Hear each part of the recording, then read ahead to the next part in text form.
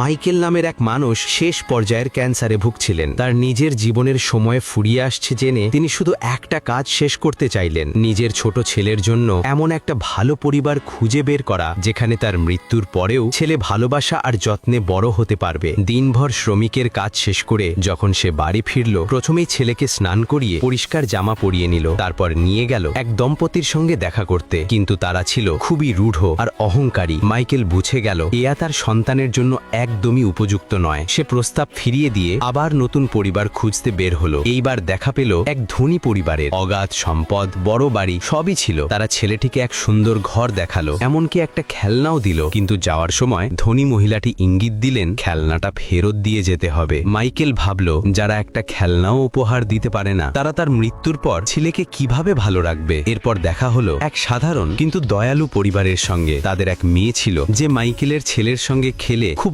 আনন্দ পেল। সবকিছু ঠিকঠাক মনে হচ্ছিল। ঠিক তখনই মাইকেল জানল ওই বাড়ির পুরুষটি কুকুরে ভয় পায় আর অ্যালার্জিতে ভোগে। কিন্তু মাইকেলের ছেলে স্বপ্ন দেখে সে একদিন একটা পোষা কুকুর রাখবে। একজন বাবা হিসেবে মাইকেল জানত ছেলের ইচ্ছার সামনে সে হার মেনেই খুশি হবে। ছেলেটি একদিন প্রশ্ন করল, পাপা, আপনি আমাকে নিজের থেকে দূরে পাঠাতে চান কেন? মাইকেল উত্তর দিল না। পরদিন সে দেখল ছেলেটি বাগানে এক মৃত পোকা পেয়েছে। তখন মাইকেল শান্তভাবে বলল, বাবা, এটা মরে গেছে, একদিন আমিও তা এমন করে চলে যাব। কিন্তু শিশুটি মৃত্যু মানে কি তা বোঝে না। তার কাছে সবই যেন এক খেলার মতো, যেখানে জিনিস হারিয়ে যায় আর আবার ফিরে আসে। একদিন কাজের জায়গায় মাইকেলের শরীর খারাপ হয়ে গেল। ঠিকাদার ভেবেছিল সে কাজ ফাঁকি দিচ্ছে, তাই বেতন কেটে নিল। কিন্তু মাইকেলের এখন এসবের পরোয়া ছিল না। ডাক্তারের কাছে গিয়ে জানলো সময় খুব কম। এবার সে ছেলেকে জীবনের পাঠ শেখাতে লাগলো। কাজ শেখানো, নিজের দায়িত্ব বোঝানো, যাতে তার মৃত্যুর পর ছেলেকে কখনো কারো কাছে হাত পাততে না হয়। অবশেষে সে আরেকটি বাড়িতে গেল, যেখানে পোষা কুকুরও ছিল। সব ঠিকই ছিল, কিন্তু বাড়ির ছেলে এসে